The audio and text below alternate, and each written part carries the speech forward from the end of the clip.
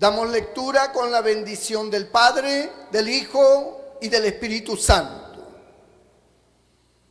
Verso 14. Pero el hombre natural no percibe las cosas que son del Espíritu de Dios, porque para él son locura y no las puede entender, porque se han de discernir espiritualmente. En cambio, el espiritual juzga todas las cosas, pero él no es juzgado de nadie. Porque ¿quién conoció la mente del Señor? ¿Quién le instruirá? Mas nosotros tenemos la mente de Cristo. Capítulo 3. De manera que yo, hermanos, no pude hablaros como a espirituales, sino como a carnales, como a niños en Cristo. Os di a beber leche y no vianda, porque aún no erais capaces, ni sois capaces todavía, porque aún sois carnales. Pues habiendo entre vosotros celos, contiendas y disensiones, ¿no sois carnales y andáis como hombres? Porque diciendo el uno, yo ciertamente soy de Pablo, y el otro, yo soy de Apolos, ¿no sois carnales? ¿Qué pues es Pablo y qué es Apolos? Servidores por medio de los cuales habéis creído, y eso según lo que a cada uno concedió el Señor.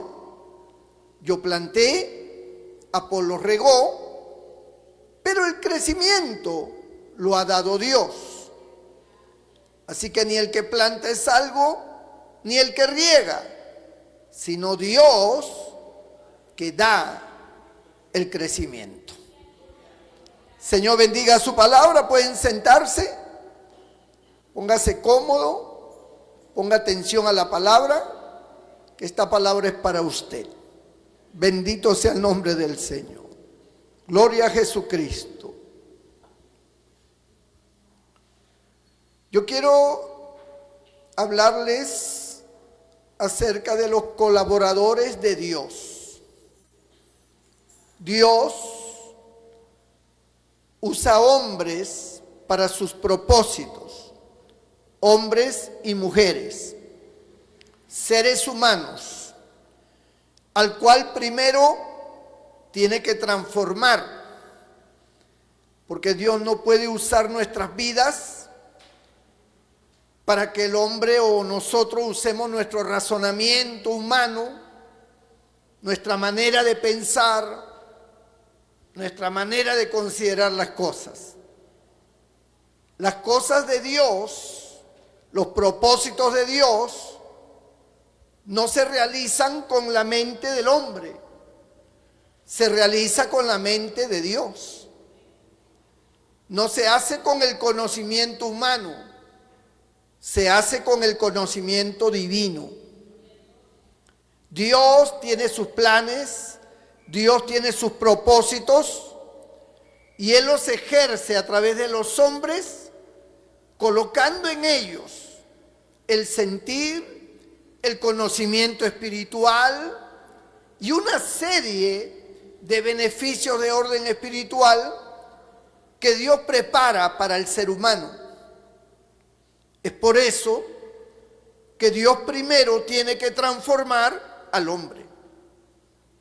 Dios tiene que quitarle toda esa naturaleza pecaminosa con que el hombre viene al mundo. Por eso encontramos tres tipos de personas aquí. El hombre natural, dice el verso 14. ¿Quién es el hombre natural? ¿O a qué se le llama el hombre natural? El hombre natural es el hombre que no tiene a Dios. Es el que viene con su naturaleza humana sin haber vivido una experiencia con Dios jamás en su vida. No importa si es religioso, puede pertenecer a una religión cualquiera, católica, evangélica, protestante, del orden que sea. Pero eso no es un indicativo de que ha experimentado a Dios o que ha tenido una transformación. Es simplemente una religión escogida por el hombre, como escoger un partido político, como escoger un club, como escoger un equipo de fútbol o pertenecer a uno de estos sectores. Así puede ser en una iglesia. Te escoge una iglesia, bueno, porque su familia de repente es de esa religión, o porque alguien le habló y usted decidió ir allí, etcétera. Pero eso no significa absolutamente nada. Usted sigue siendo el hombre o la mujer en su estado natural, sin Dios. Usted no conoce a Cristo, usted no conoce de la experiencia de la salvación del alma, usted no ha sido perdonado de sus pecados, usted no ha sido transformado a una vida diferente. Usted es una persona pecadora, como lo hemos sido todos. Bendito sea el Señor. Entonces, se cataloga el hombre natural como el hombre sin Dios. Y dice el verso que el hombre natural, el que vive sin Dios, no percibe las cosas que son del Espíritu de Dios, porque para él son locura. O sea, las cosas espirituales que Dios ha establecido para sus hijos, los que le han experimentado, para el hombre que desconoce estas cosas, que nunca las ha vivido, que no sabe cómo es, le es locura. Lo puede tomar como un fanatismo religioso, lo puede tomar como gente sin entendimiento, gente loca, que actúan, piensan o realizan cosas basados en esa obra sobrenatural de Dios, que es de locura para el que no entiende estas cosas. Es de locura. Que alguien, por ejemplo, diga, como una vez yo le dije a una tía mía hace muchos años, cuando yo recién iniciaba los caminos del Señor, yo le digo a mi tía, yo tengo a Cristo en mi corazón. Y me dice, no blasfemes, me dijo. No blasfemes. Nadie puede tener a Cristo en su corazón. Porque Cristo es muy sagrado, muy santo. ¿Cómo tú vas a decir siendo un pecador? Porque ella me conocía que yo había sido un hombre pecador, un borracho. Y me decía, tú siendo un pecador vas a tener a Cristo en tu corazón. No blasfemes. Peor se puso cuando yo le dije que hablaba con Dios. Igual me dijo, sigue blasfemando. Bendito el Señor. Yo le digo, ¿pero por qué? Si orar es hablar con Dios, yo siento la presencia de Dios. No digas esas cosas, me decía. Ella no aceptaba en ninguna forma ningún tipo de relación personal íntima con Dios, porque ella miraba que el ser humano no podía tener acceso a ese vínculo con Dios. Entonces, en su criterio de ella, estimaba que decir eso era una blasfemia, que eso era algo imposible, que eso era algo solamente para los santos, ¿no? Pero no para nosotros los pecadores, decía ella. Tenía su lógica, tenía su forma de pensar, pero ella es un prototipo de lo que dice acá, que el hombre natural no percibe las cosas que son del Espíritu de Dios, porque para él es locura, así como para mi tía le era locura. decir que tenía uno a Cristo en el corazón, que uno hablaba con Dios, que yo sentía la presencia de Dios. O sea, eso era una locura para ella no lo podía entender. ¿Por qué no lo podía entender? Porque nunca lo había experimentado.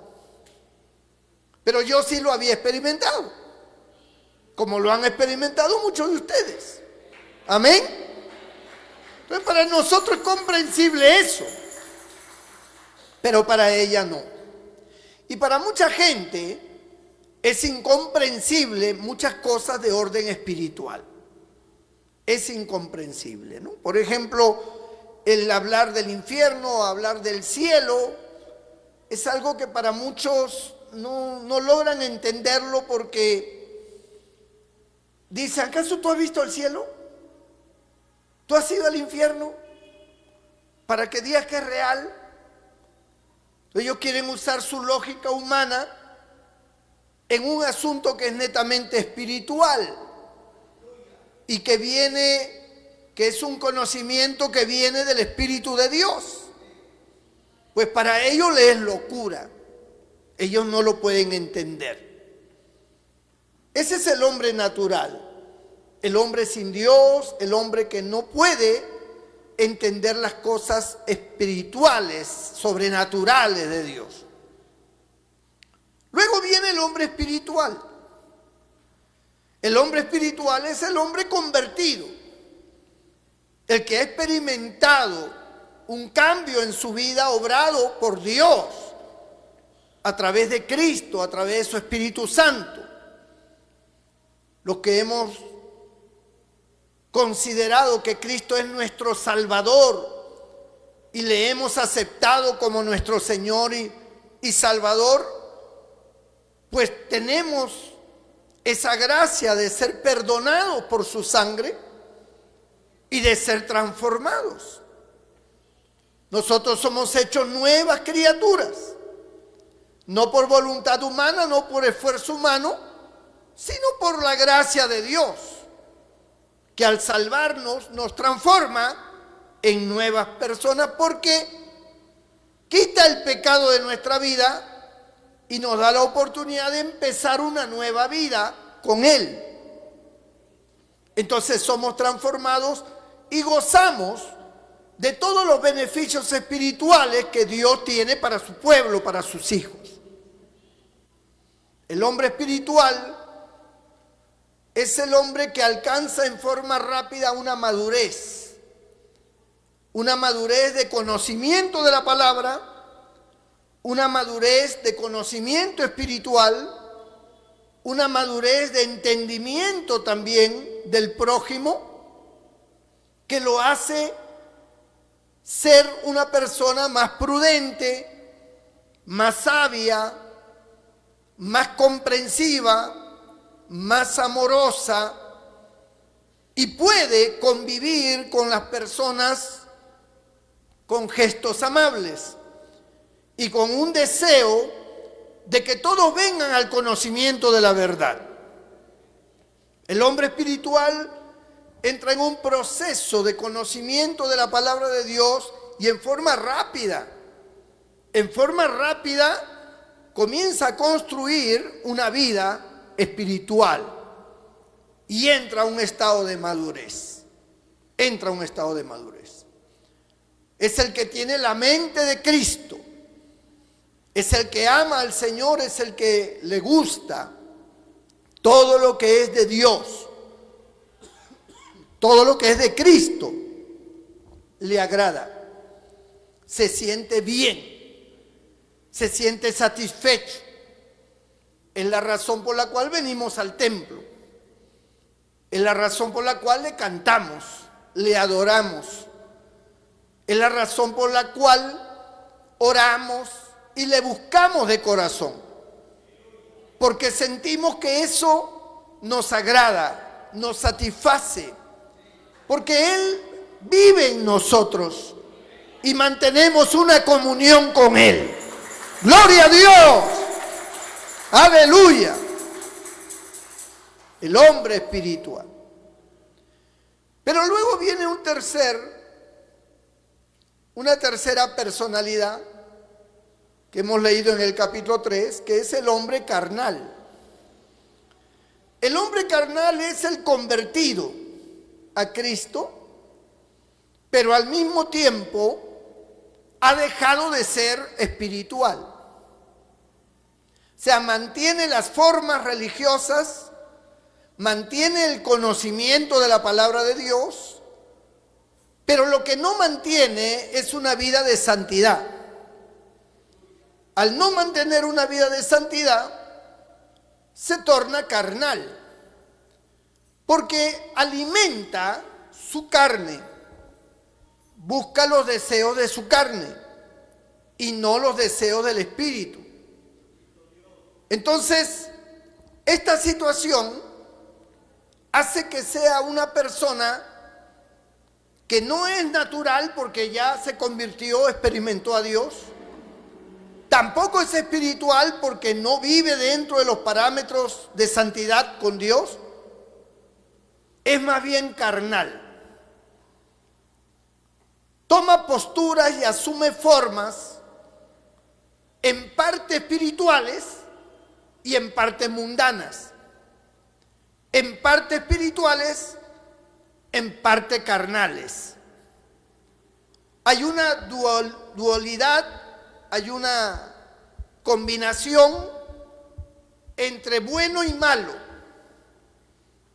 Es lo que le llama el Señor en Apocalipsis, en uno de sus escritos a las iglesias, que por cuanto no eres frío ni caliente, sino que eres tibio, te vomitaré de mi boca, dice el Señor. O sea, el Señor no dice que es frío, porque frío es el que no tiene a Dios. Caliente es el que tiene a Dios. Pero este no es ni frío ni caliente. Esta es una combinación de las dos cosas, de frío y caliente, y por lo tanto es tibio. Y se ha adaptado y se ha acostumbrado a esa tibieza. No hay un fervor sincero, sino que hay una mezcla, ¿no? Como dice el apóstol Santiago, cuando habla de la lengua, él dice: de una misma fuente no puede salir agua dulce y amarga. En una fuente no puede haber esos dos tipos de agua. O el agua es amarga o el agua es dulce. Lo que está indicando es que nuestra vida no puede manifestar una vida buena y una vida mala. O es buena o es mala. Y cuando hay esa combinación, entonces una vida carnal. Se establece un tercer personaje salido de estas dos fuentes, de lo bueno y de lo malo, del creyente y del incrédulo. Por eso hay creyentes que por un momento se muestran creyentes y en otro momento se muestran incrédulos. Por un lado, aman las cosas sanas y por otro lado, aman las cosas inmundas. Son personajes duables, como si tuvieran doble personalidad. Una personalidad que aparenta espiritualidad y una personalidad que representa una vida pecaminosa. Entonces, estos dos están combinados y a esa combinación de esa personalidad se le llama una personalidad carnal, porque es creyente, pero al mismo tiempo satisface o vive conforme los deseos de su carne, ¿no? Por ejemplo, un creyente es un creyente pacífico, pero el carnal no es pacífico. El carnal, cuando se altera, actúa igual como cualquier pecador. Si le tiene que meter una trompada a alguien, se la mete. y no repara, no se frena. Si le tiene que mentar la madre a alguien, se la hace, se la da. Siendo un creyente, o sea, hay dos cosas que están mezcladas allí. Definitivamente que para ese tipo de creyentes no hay ingreso al reino de los cielos. Porque un creyente no puede tener esa dualidad de vida. O eres frío o eres caliente, ¿no? O sirves a Dios o no le sirves. Cualquiera de las dos. Pero la mezcla de la tibieza es peligrosísima. Porque tú llegas a pensar de que estás bien, cuando en realidad estás mal. Y tu corazón te engaña. Bendito el Señor. Ahora, Pablo está hablando de los colaboradores, de gente que trabaja dentro de la iglesia, que son personas con un cargo respectivo y que tienen el privilegio, porque tener un cargo dentro de la iglesia es un privilegio. Es como que en la empresa donde usted pueda laborar, lo ascienden a jefe de personal. Y ese cargo es un cargo que tiene mayores beneficios que tiene cualquier trabajador. Por decir, si usted ganaba el mínimo, al ser ascendido a un cargo, va a ganar más. Porque para eso lo están promoviendo. Va a tener más ventajas, más gollorías, ¿no? Le van a dar ciertos incentivos. ¿Por qué? Porque usted ha sido ascendido. Y al trabajador se le mide por la responsabilidad. No se mide por el esfuerzo físico, sino por la responsabilidad del trabajo. En la obra del Señor, Dios no nos mide por las cosas que hagamos, si pasamos frío, si nosotros dejamos de comer, si nosotros sufrimos, etcétera, etcétera. Dios no nos mide de esa manera, ni nos recompensa por eso. Dios lo que recompensa es la fidelidad, que tiene que ver con la responsabilidad. Si a usted se le otorga una responsabilidad en la iglesia, de cualquier índole, presidente de grupo, de escuela dominical, diácono, diaconisa, o sector seguridad, o comunicaciones, o música, esas actividades que tienen responsabilidad, porque dentro, por ejemplo, de la música hay un responsable, dentro de las damas hay una responsable, dentro de los caballeros hay un responsable, los jóvenes igual, un responsable. Siempre hay un responsable, un líder, que es el que está ejerciendo la responsabilidad.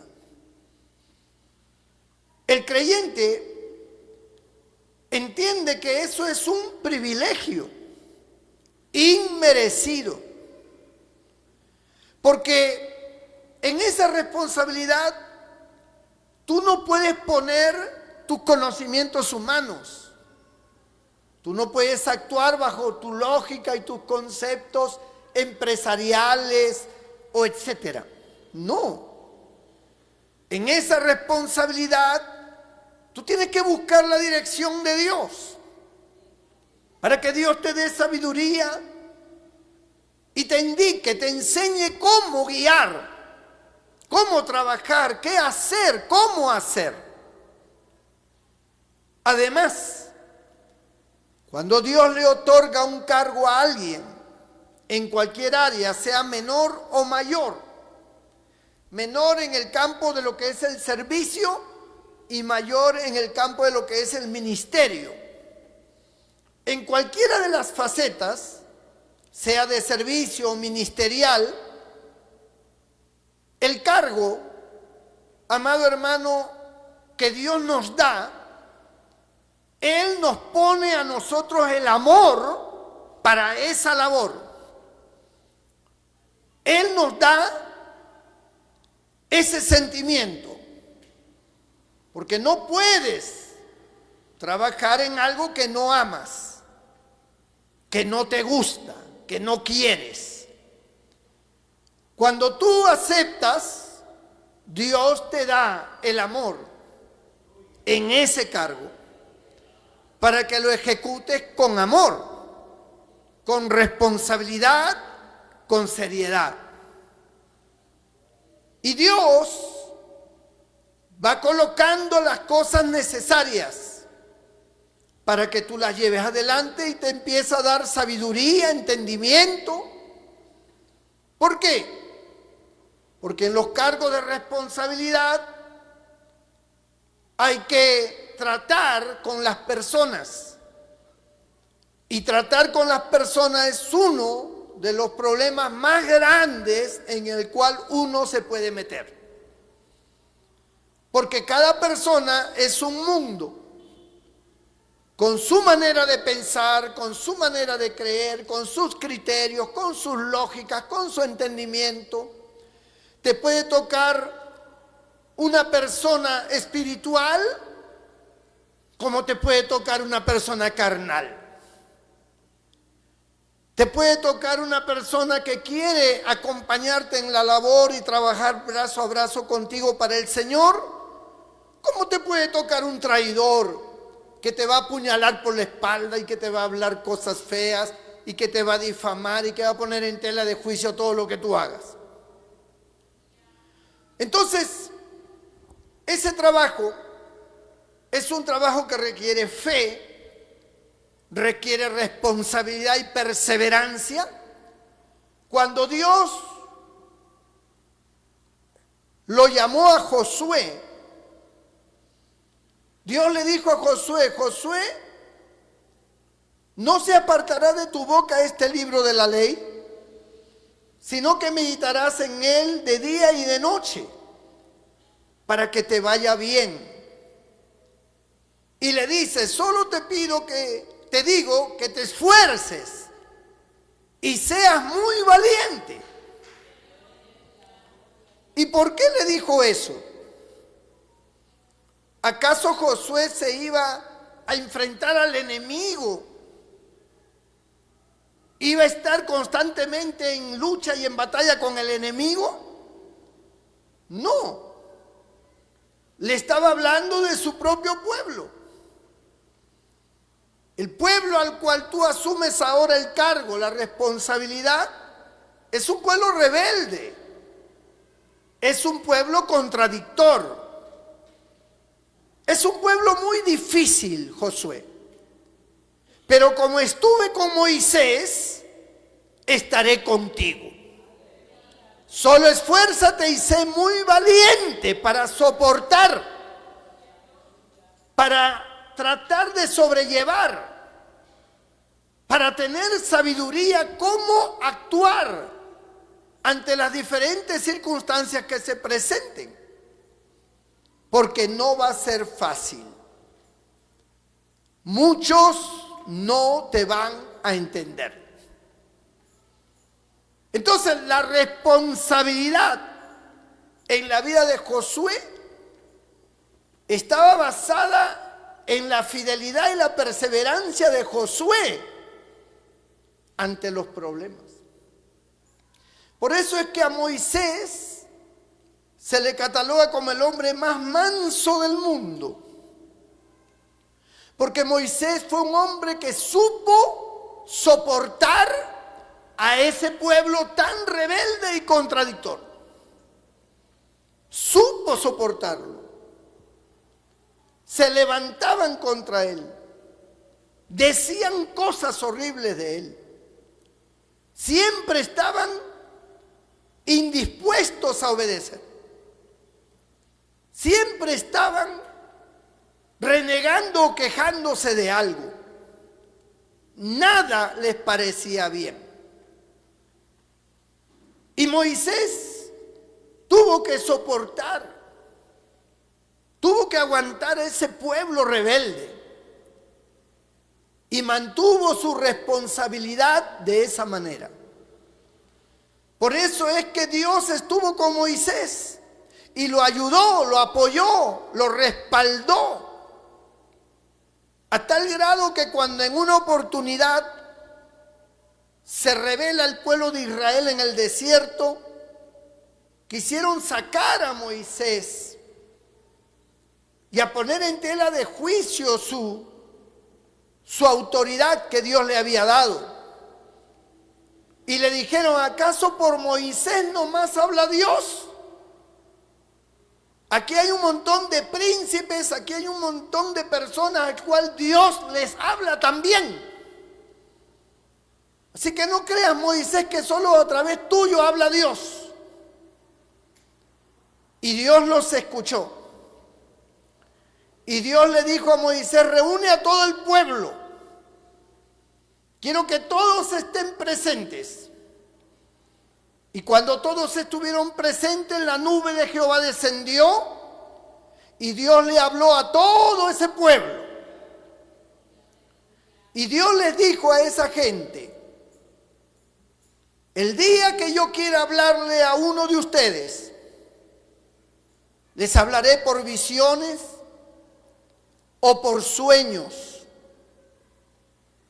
Pero con mi siervo Moisés, cara a cara hablaré con él. Bendito el nombre del Señor. Esto lo tuvo que hacer Dios para que dejaran de sublevarse. Dios enaltece a Moisés dando estas palabras y confirmando la autoridad que él le había dado. Dios le había dado esa autoridad a Moisés. A ninguno de ustedes, con ninguno de ustedes hablaré cara a cara, solo con él. Y esto hizo que el pueblo retrocediera, porque Dios daba testimonio de Moisés. Entonces, cuando Dios otorga a alguien una responsabilidad, y ese alguien, en vez de quejarse, en vez de dudar, en vez de amargarse, comienza a buscar sabiduría, como la buscó Salomón. A Salomón el profeta le dijo: cuando muera tu padre David, tú vas a ser el rey de Israel. Y murió su padre. Y ahora Salomón estaba preocupadísimo, porque él no sabía cómo gobernar a Israel. Hasta que se le apareció Dios. Y Dios le dijo: pídeme lo que quieras y yo te lo daré. Y Salomón vio eso como una puerta abierta, como una gran oportunidad. Y dijo: Señor, yo no sé entrar ni salir de este tu pueblo tan grande. Yo no sé cómo guiarlo, cómo dirigirlo, cómo gobernarlos. Por lo tanto, lo que yo te pido es que tú me des sabiduría para tener juicio y equidad, para juzgar y dirigir a este tu pueblo tan grande. Bendito sea el Señor. Y Dios respondió a Salomón y le dijo: por cuanto no me pediste plata ni oro, que es lo que pide la gente, Tampoco me has pedido la vida de tus enemigos, ni me has pedido fama, sino que me has pedido sabiduría para actuar con juicio y equidad. He aquí, Salomón, te daré una sabiduría que ningún mortal tendrá jamás. Una sabiduría tan grande que no habrá un rey más sabio que tú. Y a más de esto, añadiré lo que no me has pedido. Te daré gloria y te daré fortuna. Añadiré plata y oro, te engrandeceré. Por eso es que el reinado de Salomón, sus 40 años de reinado, fueron los más prósperos de Israel. Fue la época dorada de la nación hebrea. Salomón engrandeció en 40 años a esa nación. Por el Señor que lo engrandeció a él. Eso es lo que Dios busca de nosotros. Sabiduría, juicio, equidad, para poder saber, para poder entender cómo debo trabajar para Dios. ¿Qué es lo que tú quieres que yo haga? ¿Cómo quieres que haga las cosas? Eso es lo que se tiene que buscar. Es muy difícil en una congregación encontrar personas con esa capacidad, con ese pensamiento. Porque uno de los desafíos más grandes que hay dentro de todas las congregaciones es unir a los grupos. En el caso de los caballeros, unir a todos los caballeros para el servicio de Dios. Unir a todas las damas para el servicio de Dios. Unir a los jóvenes y aún a los niños para servir al Señor. El que logra unir, ese realiza una gran labor. No se trata solamente de las cosas. No se trata de tener logros humanos. Se trata de unir espiritualmente. De lograr que todos los hermanos se vuelvan uno solo. ¿Quién puede tener esa capacidad? ¿Quién puede decir, heme aquí, envíame a mí? Es muy difícil encontrar. La gente huye de esas responsabilidades. A la gente no le agrada. Cuando uno invita, cuando uno hace un llamado a tener cargos, hay quienes te responden negativamente. Dice, pastor, a mí no me ponga porque yo por esto y por un montón de razones. Otros simplemente no responden. Otros dicen, pastor, la verdad es que yo quisiera, pero mi trabajo, y ponen sus cosas. Pero las personas que son creyentes tienen que saber que es un privilegio que Dios, no el hombre, Dios le está otorgando. Y hay gente que deja pasar esa gran oportunidad. Las deja pasar porque en mi condición de pastor, del cual oro para que Dios me dirija y me guíe qué personas poner, yo no repito 2 veces lo mismo. Yo hago la invitación de parte de Dios y el que lo acepta, amén, y el que no, lo dejo pasar. Porque las cosas de Dios para mí son muy sagradas y muy importantes. Y el que no lo entiende, pues para otra oportunidad será.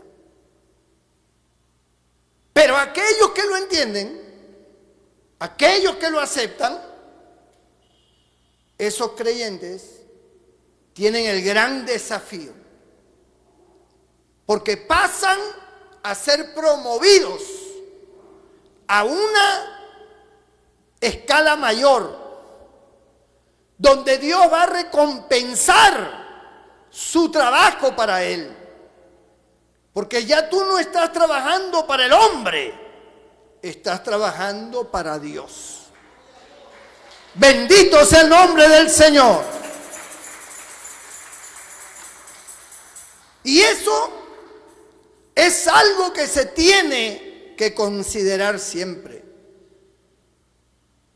Por eso, cuando la Biblia habla de los colaboradores de Dios, habla de todos aquellos que están involucrados a través del diaconado, a través del trabajo en anexos, a través del trabajo en diferentes estilos.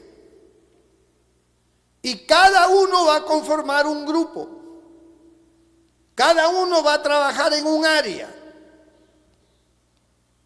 Hemos tenido amargas experiencias con personas que no han hecho absolutamente nada. Y con personas, por ejemplo, le damos el privilegio de abrir un anexo.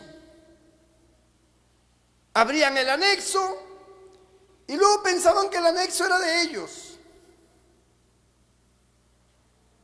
Que nosotros hemos comprado el bombo, que nosotros hemos comprado el púlpito, que nosotros hemos comprado las sillas.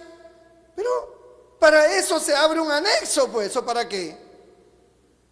Y si no lo compran ustedes, ¿quién lo va a comprar? Si la iglesia fuera millonaria, la iglesia pondría todo.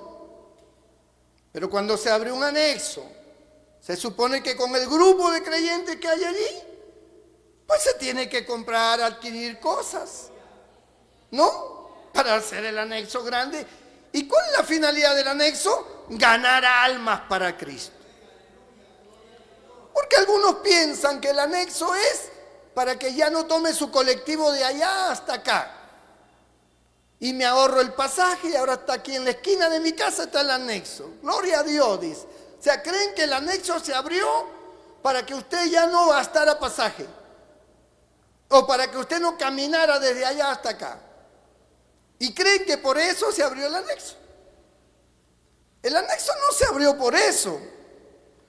El anexo se abrió para ganar almas en esa zona. Para que las vidas que no conocen a Dios, las almas que están perdidas, que se van al infierno cuando mueren, sean rescatadas por el trabajo y el amor de esos hermanos de ese anexo. Bendito sea el nombre del Señor.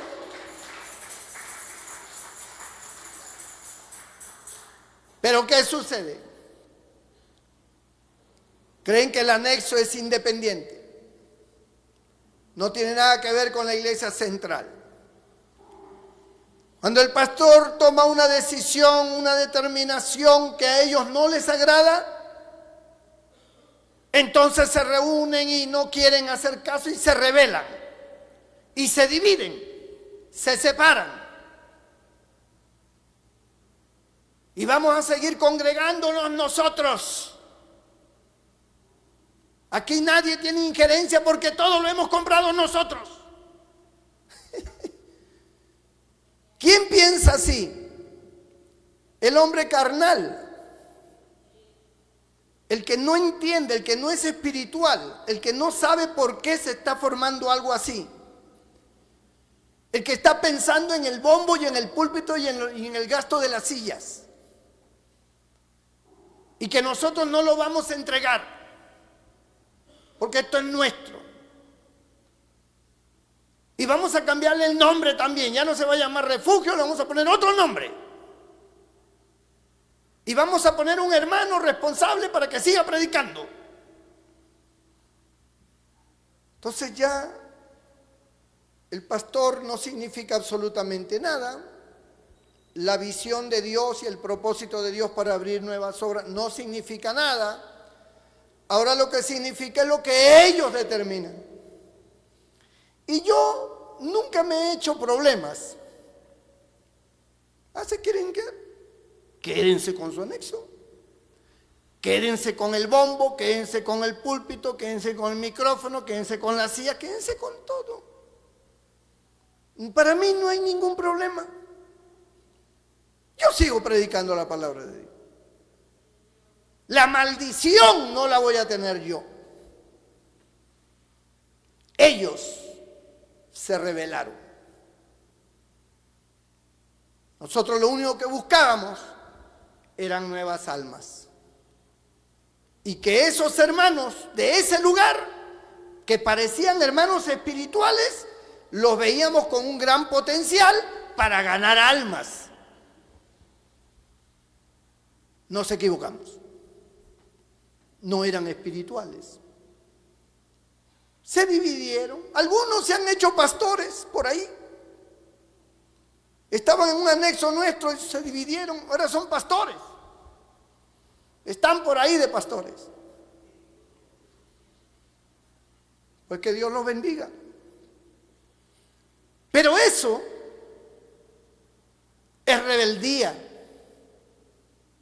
Eso es hacer las cosas sin considerar el temor a Dios, haciéndose maestros sabiendo que recibirán mayor condenación.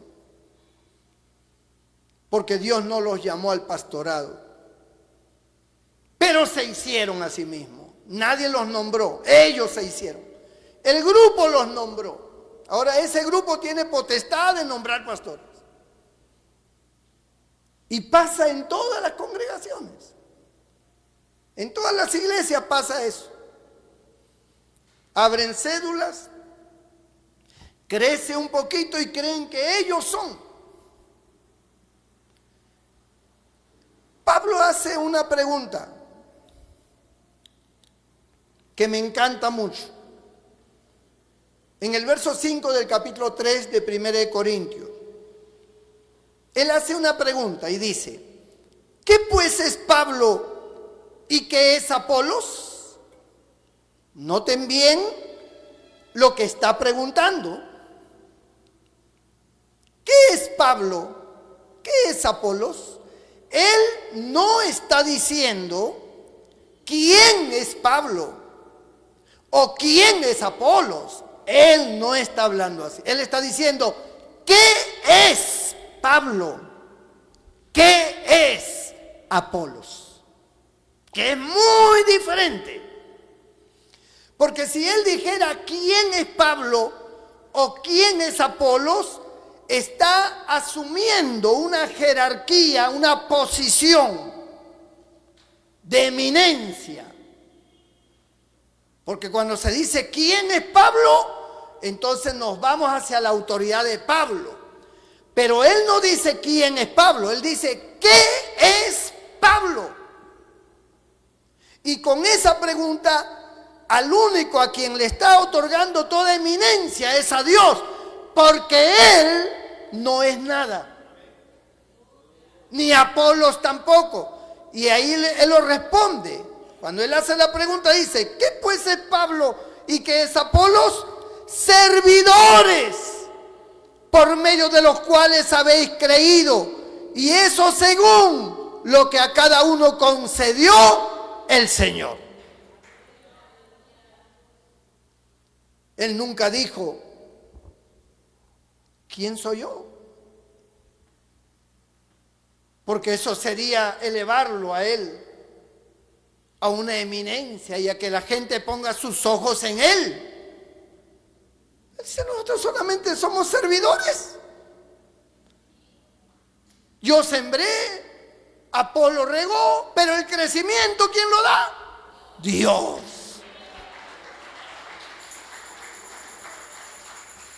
Pero cuando yo digo este púlpito lo hemos comprado nosotros, esa batería lo hemos comprado nosotros, esos equipos son de nosotros, esas sillas son de nosotros, ¿a quién le está haciendo la autoridad?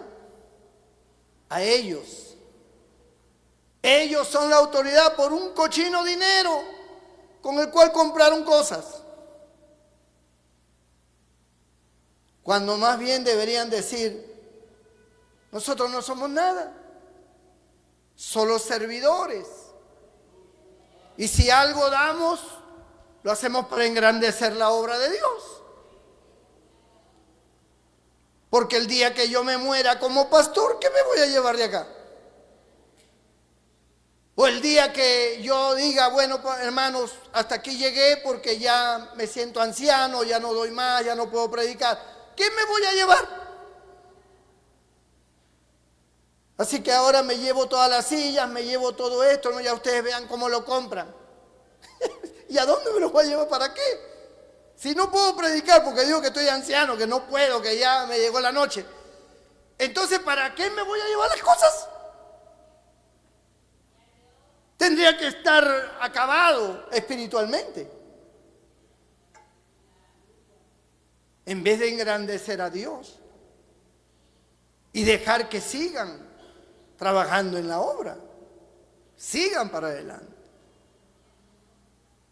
Pero así es la falta de entendimiento. Pero más que entendimiento, la falta de espiritualidad. No conocen a Dios. Ellos están sirviendo a una religión, no a Dios, no a Cristo. El que sirve a Cristo otorga lo que en su momento puede otorgar para Dios. Toda mi vida yo me he pasado otorgando para Dios. ¿Acaso pido algo? ¿Acaso quiero que me devuelvan ustedes todo lo que yo he invertido como pastor desde que me inicié hasta el día de hoy? No. Para el Señor lo hice, para el Señor lo hice. ¿Y qué pues? Se acabó. Pero las cosas, cuando uno comienza a mirarlas desde un plano humano, carnal, lo espiritual deja de ser. Y aparece la mente humana y la ambición humana. Y aparece el deseo del orgullo, de la soberbia. Y comenzamos a hacer cosas que nos traen maldición, que nos traen ruina, que nos traen desgracia. Porque Dios no pasa por alto esas cosas. Ese tipo de corazones no puede haberlo. Por eso los responsables, tanto el pastor como todos los demás que trabajan como colaboradores, tienen que trabajar para el Señor. Tienen que hacer las cosas para Dios sin quejarse. Sin echarle la culpa a fulano, que me engano, que no me ayudó, que no me colaboró, que no estuvo a mi lado, que no sé cuánto, que solito, que aquí, que allá. Olvídate de eso. Las cosas que haces las haces para Dios, para recibir honra de Dios, no de los hombres. Los hombres tal vez nos paguen mal, pero Dios no. Dios conoce el esfuerzo, el trabajo, el sacrificio que cada uno realiza. Dios ve cuando tú no tienes ni para el pasaje, pero tú dices, me voy al templo, como sea, aunque sea caminando despacito, poquito a poquito. Me voy temprano para llegar aunque sea 7:30. Y te vienes sacrificándote, caminando de lejos, porque no tienes recursos. Eso Dios lo ve. Tú lo haces para Dios, no lo haces para que nadie te aplauda. Lo haces para Dios. Y si en algún momento lo tienes que testificar, lo testificarás para gloria de Dios y para demostrar que a Dios hay que darle todo, en las buenas y en las malas. Bendito sea el nombre del Señor.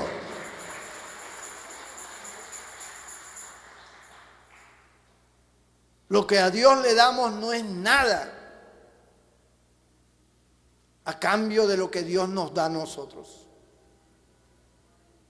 Tú no tienes la más mínima idea de cuántas veces Dios te ha librado de la muerte. Un día cuando estés en el cielo recién lo vas a saber. Cómo te estaban esperando para asaltarte y cómo Dios te desvió.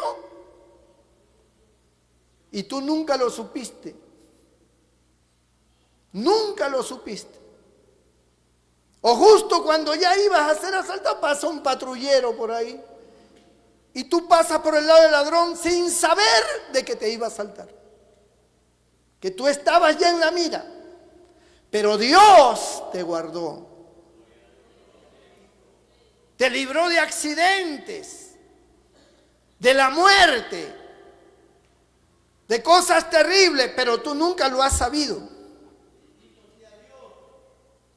Tú solamente recuerdas lo que tú has experimentado, pero muchas cosas Dios nos ha guardado y no lo sabemos. Cuando nosotros antes de salir oramos y decimos, Señor, guárdanos en nuestro salir, líbranos del mal, no permitas que el enemigo, Señor, se aproveche, líbranos del enemigo, atamos los poderes del enemigo, salimos en tu nombre, Señor, cuida mi casa, guarda mi familia, y tú sales a la calle. Tú sales resguardado, blindado por Dios. Tú eres un hijo, una hija de Dios. Y Dios ha oído tu oración. Y puedes hasta haber tenido accidentes, pero pudo haber sido peor. Pero Dios te guardó. Aun cuando sufriste el accidente y el dolor, te guardó de la muerte. Te guardó. Y eso tú no lo puedes pagar con nada. Tú no puedes pagar con ningún dinero del mundo, con todo el oro del mundo, tú no puedes pagar el que el Señor te haya librado de la muerte. No lo puedes pagar. Hay gente que ha tenido cáncer y el Señor lo ha sanado y eso no lo puede pagar. Con toda la plata, con todas tus propiedades, con todo lo que tú quisieras dar, no podrías pagar ese milagro. No podrías. Así que lo que nosotros damos al Señor es nada a comparación de todo lo que Él nos da, de las bendiciones que tenemos, de los privilegios que tenemos de ser hijos de Dios, que cuando los demonios nos ven en la calle, ellos se hacen a un lado, porque pasa uno con sus vestiduras blancas resplandecientes que nosotros no vemos, pero los demonios sí lo ven. Y ahí viene un hijo de Dios y ellos se hacen a un lado. Por eso le digo, para el hombre natural esto es locura. Ese pastor está loco. Sí, para el hombre natural, las cosas que son del Espíritu de Dios le son locura. Para nosotros no. Somos conscientes de quién es nuestro Dios y cómo actúa. Y todo lo que nosotros poseemos de parte de Dios. Sabemos la acción del Espíritu Santo. Sabemos cómo estamos revestidos. Sabemos cuáles son nuestras fortalezas espirituales. Sabemos que hay ángeles alrededor nuestro que Dios ha puesto. Porque el ángel de Jehová acampa alrededor de los que le temen y los defiende. Hay ángeles. Así que, hermanos, no nos podemos jactar de nada. Un cargo se le sube a la cabeza porque ahora le reconocen, le respetan, ahora lo miran diferente. Es el presidente tal, la presidenta tal. Dios le ha enaltecido. Pero lejos de utilizar ese valor en el bien, en la comunión, se enaltecen, se enorgullecen. y creen que son ellos. Nosotros no somos absolutamente nada. Absolutamente nada. Quítenme a mí la predicación y ¿qué soy? Nada. Un mortal más. Pero Dios le ha otorgado talentos a cada uno. Y esos talentos son de Dios. Por eso es que cuando en el cielo Dios sentenció a Luzbel, le quitó la gloria. Toda esa majestuosidad, toda esa gloria, ese brillo, ese esplendor, Dios se lo quitó. ¿Y en qué se convirtió? En un ser horrible. Espanto serás y para siempre dejarás de ser, le dijo el Señor. Bendito sea el nombre de Jesús. Dios, a Él le pertenece todo. Desde el día en que Él nos salvó, pasamos a ser propiedad de Él.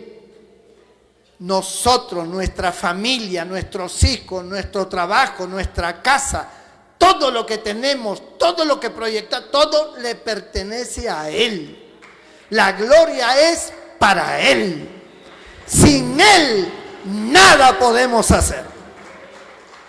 A su nombre damos. Sin Él nada podemos hacer, hermanos. No te jactes ni pongas tu confianza en nadie. Es que mis hijos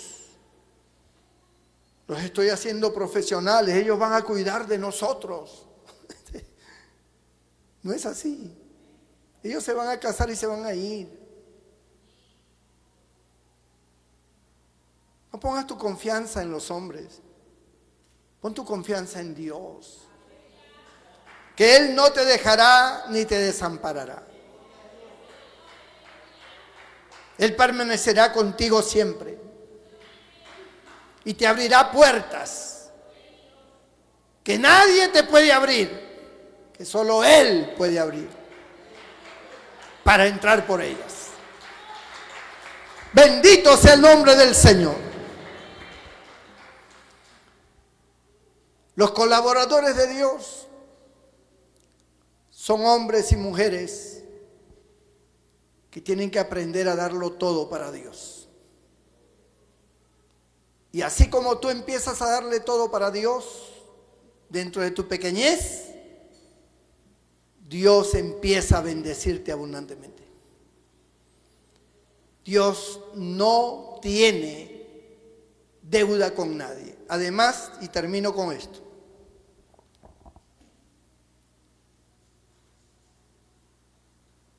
lo que Dios nos da, toda responsabilidad que Él pone en nuestras manos, tiene recompensa de Dios. Y escuche esto, las recompensas de Dios no son pequeñas, son grandes. Todas las recompensas de Dios son grandes. Y Él las ha prometido para los que le aman y le sirven. Yo honro a los que me honran, dice el Señor. Gloria a Dios, hermanos. Si tú eres creyente, si tú eres cristiano, cristiana, sirve a Dios. Y cuando tengas la oportunidad de tener un cargo, no lo dudes. Da tu sí enseguida. Porque Dios te está favoreciendo. No lo dejes a un lado. No digas, no sé, pastor, no sé. Bueno, pues a ver, póngame a ver. No te pongo. No te pongo. Porque así no funcionan las cosas. Acá es sí o sí. Recuerdo el testimonio de un pastor en una convención. Habían venido pastores de diferentes lugares, de la selva, de la sierra, de todas partes. Y allá en Estados Unidos, Puerto Rico, el tamaño del calzado no es como acá, que es 41, 42, 45, no. Allá es 8, 9, 10. Este pastor calzaba 10. Y él estaba sentado y no se había dado cuenta que el pastor que estaba al lado era un hermanito bien pobre, venía de la sierra.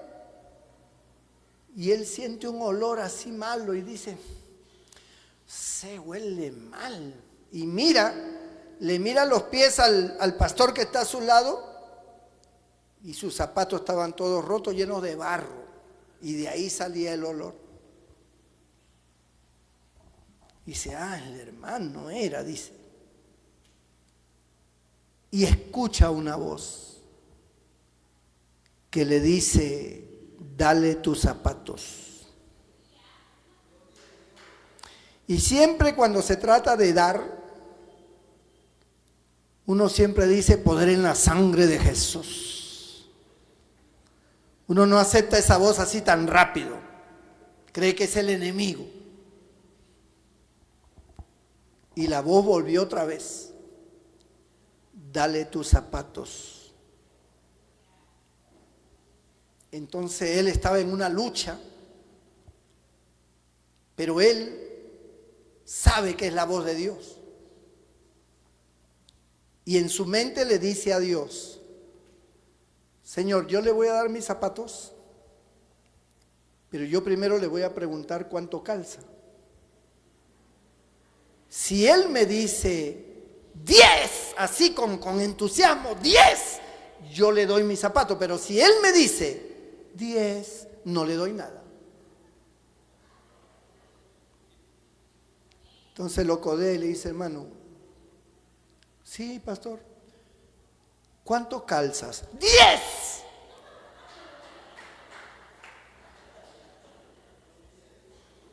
Pásame tu zapato y toma los míos. Dice que cuando el pastor que le estaba dando los zapatos, se puso el zapato del hermano, una aflicción llenó su vida. Pero cuando el hermano se puso los zapatos de él, la cara de alegría que puso ese hermano. Antes de terminar el culto, el pastor se sale con todos esos zapatos rotos, todo se va para su carro. Cuando llega a su casa al día siguiente, llega su cuñado. Llega su cuñado y le dice, oye, he sentido regalarte un par de zapatos, vamos a la zapatería. Pues vamos. Y le compró un par de zapatos. Cuando llegaron a su casa, llegó el hermano de su esposa, otro cuñado, que había venido de Italia. Y tenía 3 mocasines puestos en la cama así. Y le dice, oye cuñado, escoge. ¿Cuánto calzas? 10, le dice él. Por si acaso, dice. Pues escoge, estos son 10, escoge. La historia termina donde él cuenta y dice, hermanos, desde esa fecha, yo jamás me he vuelto a comprar un par de zapatos. Tengo zapatos de sobra, me los regalan. Lo que más me regalan son zapatos. Por ese acto que Dios le ordenó, porque no estoy diciendo que ahora usted regale zapatos a todo el mundo, no. Dios le habló y le dijo, dale tus zapatos. Por ese acto de obediencia a Dios y de amor, Dios lo recompensó. Porque las recompensas de Dios no son pequeñas, son para toda la vida. Para toda la vida, hermano. Y todo El que se ha desprendido de algo para darle a alguien con amor, sabe que Dios le recompensa, que Dios le multiplica, que Dios le bendice. Siempre. Por eso, hermanos, cuando yo hablo de que Dios, sus recompensas son grandes, es porque son grandes. Y todo lo que tú hagas para Dios tiene recompensa grande. Vale la pena servir a Dios. Y allá arriba nos espera la vida eterna, la gloria eterna. Inclina tu rostro y cierra tus ojos ahí donde estás. Bendito el Señor.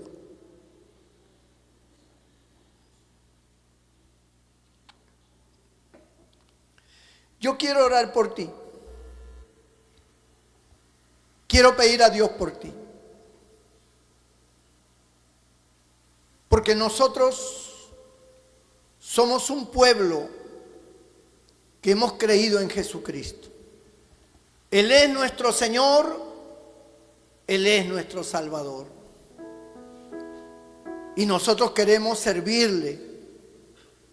Nosotros queremos trabajar para Él. Es un privilegio para nosotros trabajar para Él, serle fiel a Él, ser responsable para Él. Si tú te sientes decaído, si tú te sientes que no estás a la altura espiritual, déjame orar por ti. Si tú te sientes carnal, si tú te sientes como que tu vida no está acorde con la voluntad de Dios, déjame orar por ti, para que Dios te bendiga, para que Dios te levante, para que tú seas un instrumento en las manos de Dios, un colaborador de Dios.